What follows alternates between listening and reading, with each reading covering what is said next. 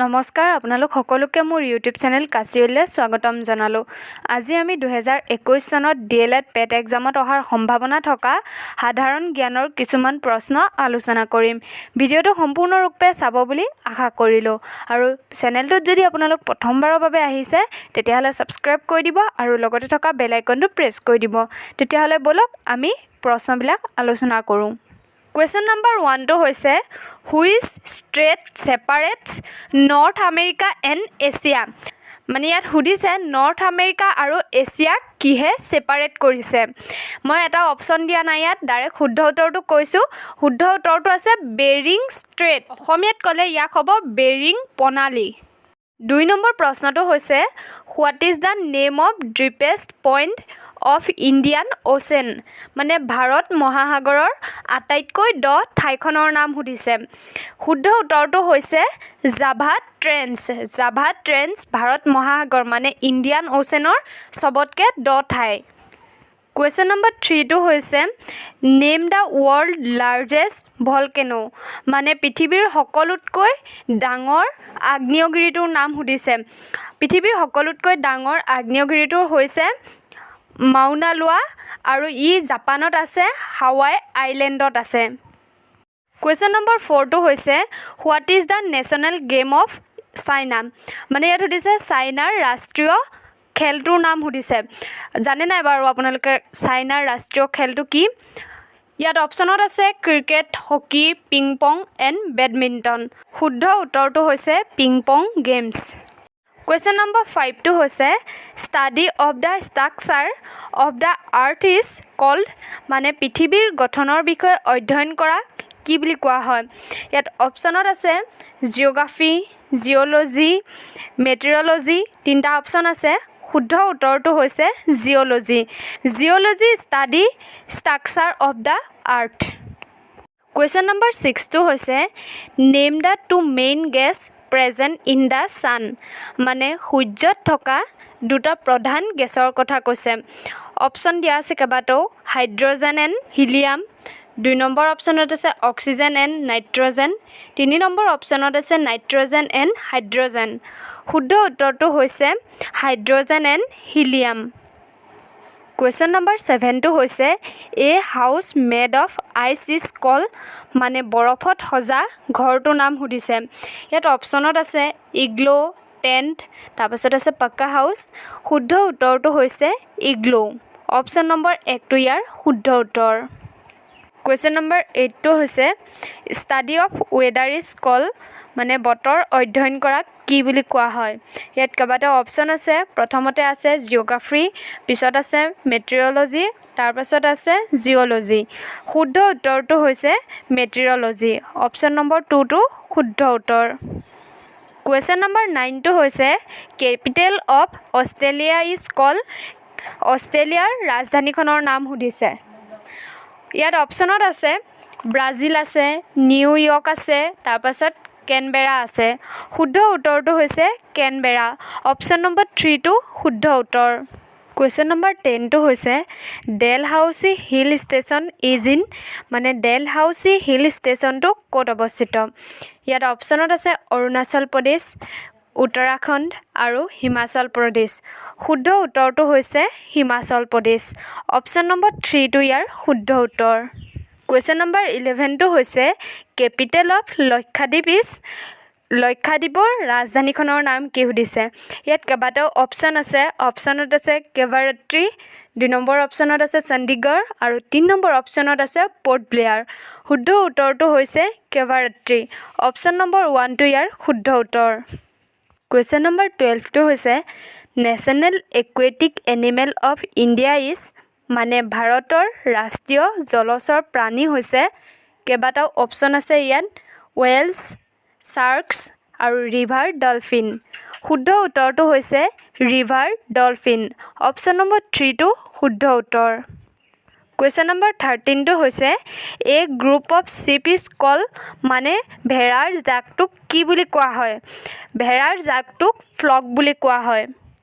Question number 14টো হৈছে Ceylon is the old name of which country মানে চিলন কোনখন ৰাষ্ট্ৰৰ পুৰণি নাম ইয়াত অপশ্যনত কেইবাটাও আছে বাংলাদেশ আফগানিস্তান আৰু শ্ৰীলংকা শুদ্ধ উত্তৰটো হৈছে শ্ৰীলংকা অপশ্যন নম্বৰ 3টো শুদ্ধ উত্তৰ কুৱেশ্যন নম্বৰ 15টো হৈছে what is the currency of USA মানে USAত চলি থকা বৰ্তমান মুদ্ৰাটোৰ কথা সুধিছে ইয়াত অপশ্যনত আছে ৰুপিজ ডলাৰ আৰু ইউৰো শুদ্ধ উত্তৰটো হৈছে ডলাৰ আমেৰিকাত প্ৰচলিত মুদ্ৰাটো ডলাৰ ভাৰতবৰ্ষত প্ৰচলিত মুদ্ৰাটো ৰুপিজ আৰু ইউৰোপত প্ৰচলিত মুদ্ৰাটো ইউৰো কুৱেশ্যন নম্বৰ 16টো হৈছে who was the first female IPS officer in India মানে ইয়াত সুধিছে যে ভাৰতবৰ্ষৰ প্ৰথম মহিলা IPS অফিচাৰগৰাকী কোন আছিল শুদ্ধ উত্তৰটো হৈছে কিৰণ বেদী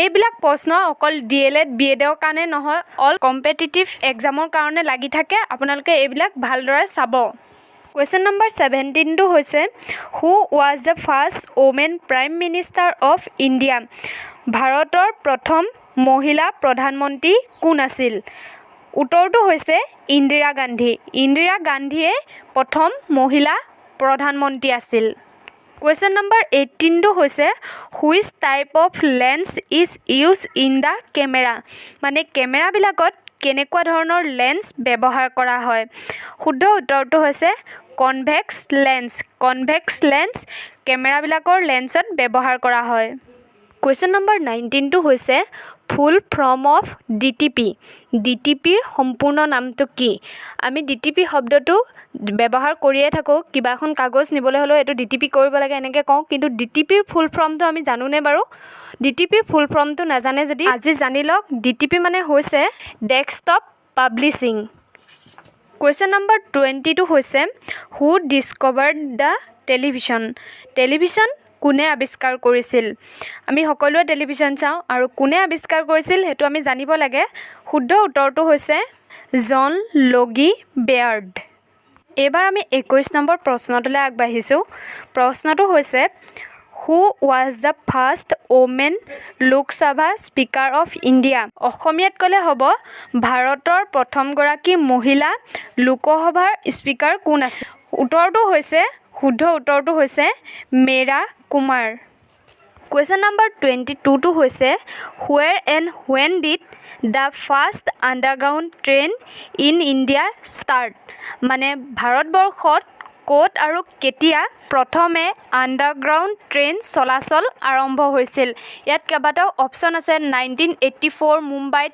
দিল্লী আৰু কলকাতা শুদ্ধ উত্তৰটো হৈছে 1984 ইন কলকাতা কুৱেশ্যন নম্বৰ 23টো হ'ল what is Indians national sport ভাৰতবৰ্ষৰ ৰাষ্ট্ৰীয় খেল কি ইয়াত কেইবাটাও অপশ্যন আছে বেডমিণ্টন হকী ক্ৰিকেট আমি সকলোৱে জানো ভাৰতীয় হিচাপে ভাৰতবৰ্ষৰ ৰাষ্ট্ৰীয় খেল কি ৰাষ্ট্ৰীয় খেল হৈছে হকী অপশ্যন নম্বৰ 2টো ইয়াৰ শুদ্ধ উত্তৰ কুৱেশ্যন নম্বৰ 24টো হৈছে which is the smallest state of India ভাৰতবৰ্ষৰ সকলোতকৈ সৰু ৰাষ্ট্ৰখনৰ নাম কি ইয়াত আছে ছিকিম গোৱা এণ্ড ত্ৰিপুৰা শুদ্ধ উত্তৰটো হৈছে গোৱা ভাৰতবৰ্ষৰ আটাইতকৈ সৰু ৰাষ্ট্ৰ কুৱেশ্যন নম্বৰ 25টো হৈছে when was founded of Indian national Congress ভাৰতীয় জাতীয় কংগ্ৰেছ কিমান চনত গঠন হৈছিল অপশ্যনত আছে 1885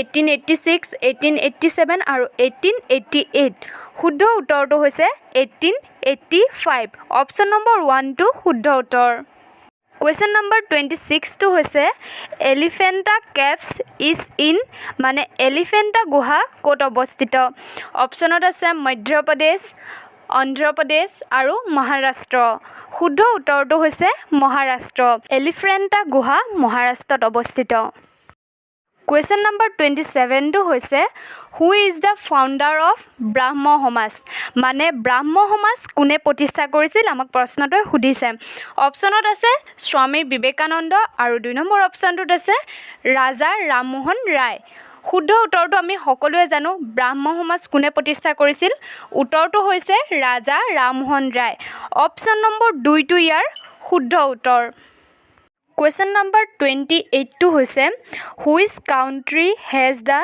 oldest national flag in the world. বিশ্বৰ কোনখন দেশৰ ৰাষ্ট্ৰীয় পতাকাখন আটাইতকৈ পুৰণি? ইয়াত কেইবাটাও অপশ্যন আছে। ছুইজাৰলেণ্ড আছে, জাপান আছে, USA আছে আৰু ডেনমাৰ্ক আছে। শুদ্ধ উত্তৰটো হৈছে ডেনমাৰ্ক। ডেনমাৰ্কৰ ৰাষ্ট্ৰীয় পতাকাখন বিশ্বৰ আটাইতকৈ পুৰণি পতাকা। কুৱেশ্যন নম্বৰ 29টো হৈছে when Delhi became the capital of India. ভাৰতবৰ্ষৰ ৰাজধানী দিল্লী কেতিয়াৰ পৰা মানে কিমান চনৰ পৰা হৈছিল? ইয়াত অপশ্যন আছে 1911, 1912, 1913 আৰু 1914। শুদ্ধ উত্তৰটো হৈছে 1911। অপশ্যন নম্বৰ 1টো ইয়াৰ শুদ্ধ উত্তৰ। কুৱেশ্যন নম্বৰ 30টো হৈছে হু ইনভেণ্টেড ডিনামাইট, মানে ডিনামাইট কোনে আৱিষ্কাৰ কৰিছিল? শুদ্ধ উত্তৰটো হৈছে, মই অপশ্যন ৰখা নাই এইটোত, শুদ্ধ উত্তৰটো কৈ দিছোঁ, আলফ্ৰেড বাৰ্ণহাৰ্ড ন'বেল। বন্ধু বান্ধৱীসকল, মই ইয়াৰ আগতেও DLEDৰ ওপৰত যথেষ্ট ভিডিঅ' বনাইছোঁ। আপোনালোকে যদি চাব বিচাৰে ডেছক্ৰিপশ্যনত গ'লে চাব পাৰিব। মই আপোনালোকৰ সুবিধাৰ্থে মোৰ যিমানখিনি নলেজ আছে আপোনালোকৰ আগত শ্বেয়াৰ কৰিছোঁ। ভিডিঅ'বিলাক চাই কেনেকুৱা পাইছে মোক জনাব। আৰু আজি ইমানেই আছিল ভিডিঅ'টো। যদি চাই ভাল পালে লাইক, কমেণ্ট, শ্বেয়াৰ কৰি দিব আৰু চেনেলটোত যদি প্ৰথমবাৰৰ বাবে আহিছে ছাবস্ক্ৰাইব কৰি দিব। আৰু আশা কৰোঁ এই ভিডিঅ'টোৰ পৰা আপোনালোক যথেষ্ট উপকৃত হ'ব। অন্য এটা ভিডিঅ'ত লগ পোৱাৰ আশাৰে আজিলৈ বাই বাই।